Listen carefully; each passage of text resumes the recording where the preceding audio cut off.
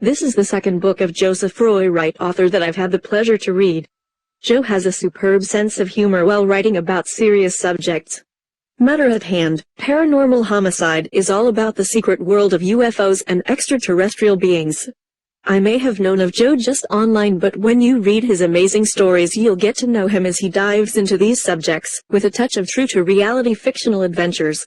It'll be an enjoyable reading experience, because Joseph gets right into the heart of his characters, and writes a story that'll keep you on the edge of your seat from the first page through to the last. Once you reach the sadly last page, you'll want more news of Runcorn.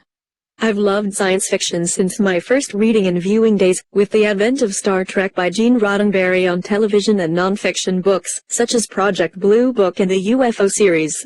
If, as myself, you enjoy reading about gray, green and everything in between, extraterrestrial beings, then stop reading my review right now and get this excellent book. You won't regret it.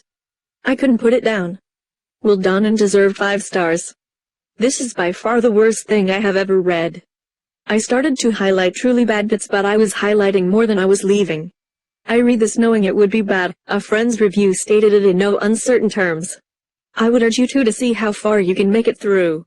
Maybe the publishers could offer a prize if you make it more than 10%? Sweet Jesus. Where do I even begin with how terrible this book is? I'm going to apologize right now to the author, because I'm not gonna be softening the blows here.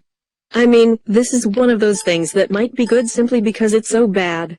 I can't deny how immense my amusement was reading god-awful paragraphs of violence and gore and nonsense. See notes and highlights for examples. The plot is basically a bunch of people dying under mysterious supernatural circumstances. It was hard to see how everything was related at first, and it was all pretty damn messy. People disappearing then turning up dead, mutilated bodies being found, psychic visions. The plot was messier than that guy who had been skinned in chunks. There's a poor snake that is considered a suspect briefly, because one dude is found with claw marks inside his throat. I mean, how, sigh. There's also this bizarre overuse of full names.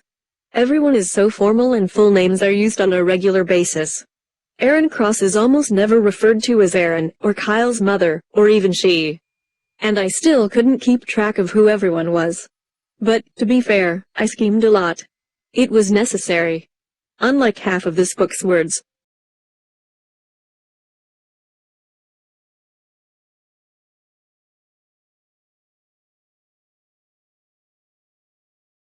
We've got play-by-play of pretty much every scene, and its boring details. A lot of superfluous stuff and endless sentences with poor grammar. The style jumps around a bit, which would be okay if it was done cleverly or even just clean, but instead it adds to the messiness of the overall story. The supernatural element is intriguing because the villain is so bizarre, but the psychic visions, and the she just had a hunch feeling knowing etc. were ridiculous and painful. Then you've got your basic continuity errors. A single tear rolled down her face followed closely by, she wiped the tears from her eyes, and pointless repetition. She closed her laptop shut. Grabbed her closed laptop. With her laptop under her arm all in the same paragraph, and paragraphs of meaningless drivel. It's basically crying out for an editor. I had to choose between laughing or crying over this mess. There's a unique monster here, but the story itself needs a lot of work to be readable. Then again, maybe I'm just still bitter about that one time I wrote a story that started with, "They called him the cat Skinner," which basically went downhill from there, and my English teacher only gave me a C for it. That was literary gold, goddammit, and this guy totally stole my idea. But, hey. Judge for yourselves, friends.